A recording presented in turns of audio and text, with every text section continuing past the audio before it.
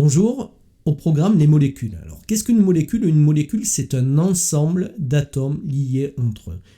Lorsqu'on va représenter des molécules, on va adopter un code de couleur. En noir et parfois en gris, ce sont les atomes de carbone qui seront représentés. Les atomes d'hydrogène, on va utiliser des boules blanches. Le rouge sera réservé à l'oxygène et les atomes d'azote avec du bleu. Alors pourquoi ces 4 atomes? Bien tout simplement car ce sont les atomes que l'on va retrouver la plupart du temps dans les molécules. Pour représenter une molécule, historiquement, on utilise ce que l'on appelle des modèles moléculaires. Ce sont des petites boules qui sont la plupart du temps en plastique et que l'on va assembler les unes aux autres. À l'heure actuelle, on se tourne de plus en plus vers l'outil informatique et l'utilisation de logiciels permet la représentation de molécules assez complexes et ensuite de pouvoir les visualiser sous différents angles. Ici, nous avons des modèles que l'on qualifie de compacts qui sont une représentation assez fidèle de la réalité. Alors, parfois, il est nécessaire de mettre en évidence les liaisons entre les atomes. On va préférer, alors dans ce cas, des modèles éclatés. Lorsqu'on veut désigner une molécule, on peut soit utiliser son nom, soit sa formule. Mais en fait, pour une même molécule, il existe plusieurs formules. La première d'entre elles est la formule brute.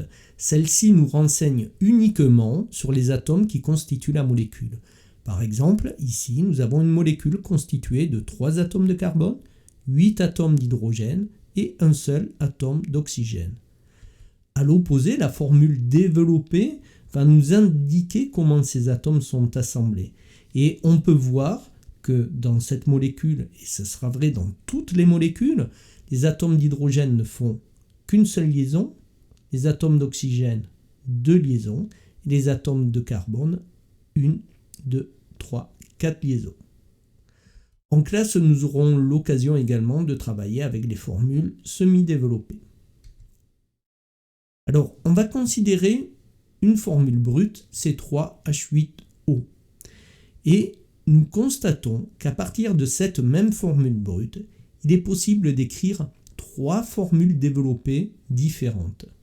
Alors bien sûr, chacune d'entre elles vérifie les règles que l'on a énoncées précédemment, c'est-à-dire que les atomes d'hydrogène ne font qu'une liaison, les atomes d'oxygène en font 2, et 4 pour les atomes de carbone. Alors ces molécules sont appelées isomères.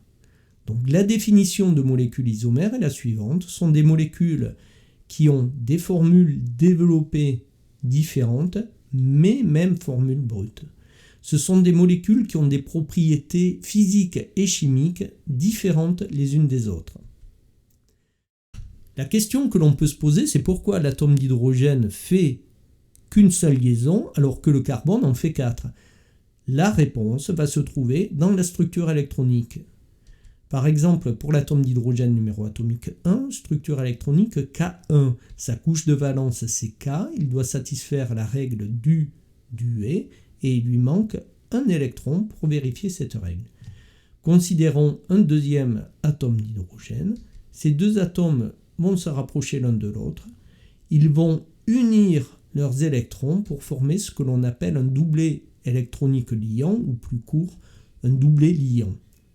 Alors, ces 2 électrons du doublet liant appartiennent aussi bien à cet atome qu'à celui-ci, si bien que chacun des 2 atomes liés possède 2 électrons et vérifie ainsi la règle du duet. Donc, en conclusion, ce que l'on peut dire, c'est que lorsqu'un atome fait une liaison avec un autre atome, cet atome apporte un électron et l'autre aussi. Donc au final, chaque fois qu'il fait une liaison, c'est un petit peu comme s'il gagnait un électron. Alors à noter que ce doublet liant, c'est ce que l'on représente par un trait. Deuxième exemple, le carbone, numéro atomique 6, structure électronique K2L4. La couche de valence, c'est la couche L, et il lui manque 4 électrons pour vérifier la règle de l'octet. Il fera donc 4 liaisons. On dit que l'atome de carbone est tétravalent. Là où l'atome d'hydrogène ne fait qu'une seule liaison, on le qualifie de monovalent. Donc l'atome de carbone fait 4 liaisons.